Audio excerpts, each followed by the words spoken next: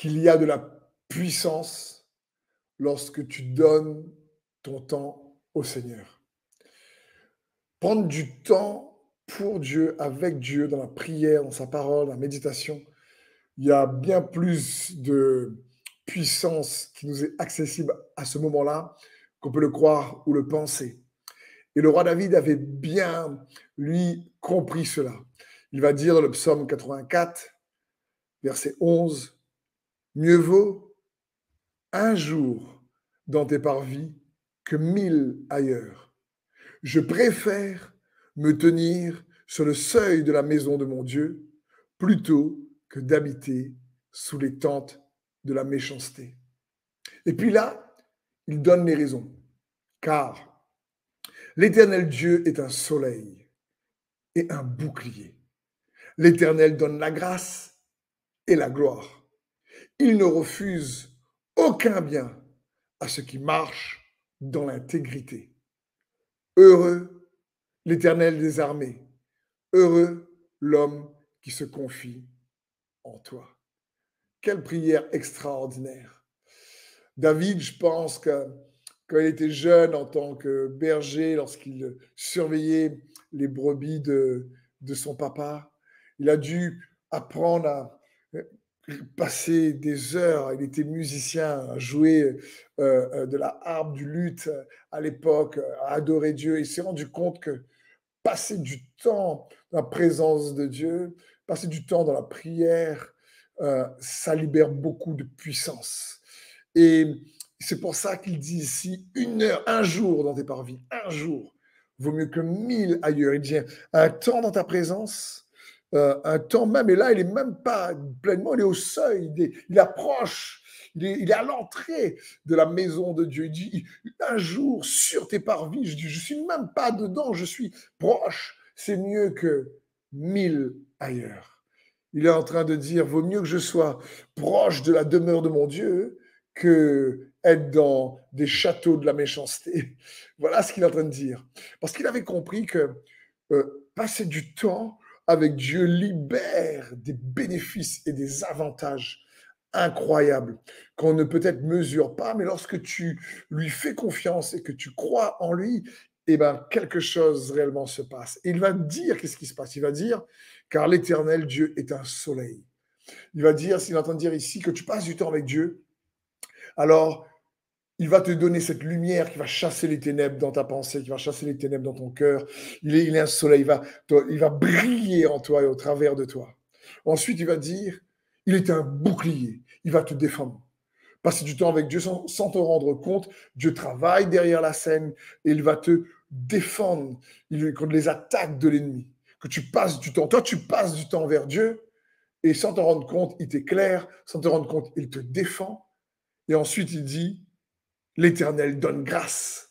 C'est-à-dire que là, il va te donner sa faveur. C'est comme ça qu'en passant du temps avec lui, qu'on grandit également dans la faveur de Dieu, qu'il accroît la faveur. La faveur, donc, c'est la grâce imméritée, c'est le don immérité. Dieu va te permettre, la Bible dit, Dieu va te permettre de recevoir des choses, oui, qu'on ne mérite pas. La Bible dit que la course, la victoire n'est pas celui qui court plus vite, mais le temps, les circonstances, tout en réalité dépend du temps. Mais ce temps-là, en réalité, il y a une faveur qui est accordée à chacun. Et pour que les circonstances puissent être organisées en ta faveur, alors David y passe du temps dans sa présence. À ce moment-là, il accorde de grâce, l'Éternel fait grâce, donne la grâce. Et ensuite, il dit, et la gloire. Ça parle ici que non seulement quand tu passes du temps avec Dieu, il désire restaurer, il désire restituer ce que l'ennemi t'a volé, mais donner la gloire, ça signifie qu'il désire t'honorer, te récompenser. C'est bien plus que juste restaurer, c'est bien plus que juste guérir, c'est bien plus que juste survivre ou juste vivre. C'est être honoré. Il parle ici qu'il te donne la gloire, il veut te récompenser, il veut te justifier tellement à un tel point que les gens voient que non seulement tu es restauré, que l'ennemi t'a restitué ce qu'il t'a volé, mais en plus qu'il te récompense, parce que Dieu récompense ceux qui le cherchent. Et donc David donne ici les raisons pourquoi il est bon de passer du temps avec Dieu. Il y a de la puissance quand tu passes du temps avec Dieu. C'est pour ça que l'apôtre Paul va dire prier sans cesse. Et il va nous encourager à passer du temps avec Dieu. Il dit heureux après l'homme qui se confie en lui. Ça parle ici, l'homme qui passe du temps avec Dieu, c'est vraiment celui qui prouve qu'il fait confiance, il a la foi en Dieu. Non seulement il fait confiance, mais il croit que Dieu va lui donner ses bénéfices quand lui il regarde à Dieu. Faire confiance à Dieu, ça signifie que Dieu, quand tu passes du temps avec lui, le Seigneur, dans sa parole, quand tu médites, va mettre ta pensée au repos. Faire confiance, c'est se reposer sur Dieu. Faire confiance en quelqu'un, c'est se reposer sur quelqu'un.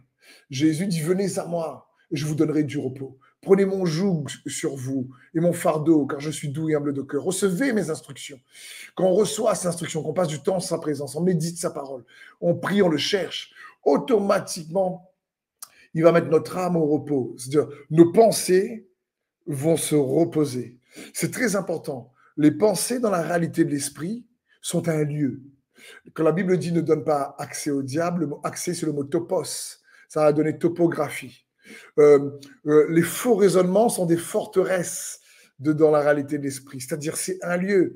Les faux raisonnements est un lieu qui attire l'ennemi, la peur, l'agitation, l'anxiété. Mais la foi en Dieu, la confiance en lui, c'est des pensées, c'est là où Dieu nous conduit nos pensées dans de verts pâturages, nos pensées dans un lieu de repos. Et c'est ce que Dieu veut faire. Quand tu passes du temps avec lui, te transformer de l'intérieur, ta pensée se renouvelle parce que tu médites sa parole, tu regardes toujours à Jésus et alors tu te reposes en lui et tu sais que ce temps que tu passes avec lui va lui permettre par la foi que tu as en lui, de faire briller la lumière dans ton cœur, de chasser les ténèbres, de te défendre et en même temps de pouvoir faire en sorte qu'il puisse te donner sa faveur et en même temps t'honorer de l'avoir cherché. En plus, la Bible dit, il ne refuse aucun bien à ceux qui marchent dans l'intégrité. Ça parle de ceux qui sont justes, pas juste selon sa propre justice, juste par la foi. Celui qui est intègre, celui qui cherche à être juste selon le cœur de Dieu, par la foi, avec humilité. Et donc, ces quelques versets sont extrêmement puissants. Et je voulais juste encourager, toi qui es derrière ton écran, tu es en train de passer du temps pour écouter sa parole que je te partage en ce moment. Et ça, crois-moi, ça libère de la puissance. Dieu honore ceux et celles qui lui donnent du temps. Et je prie que les bénéfices de ce temps soient à ton avantage dans le nom de Jésus-Christ. Amen.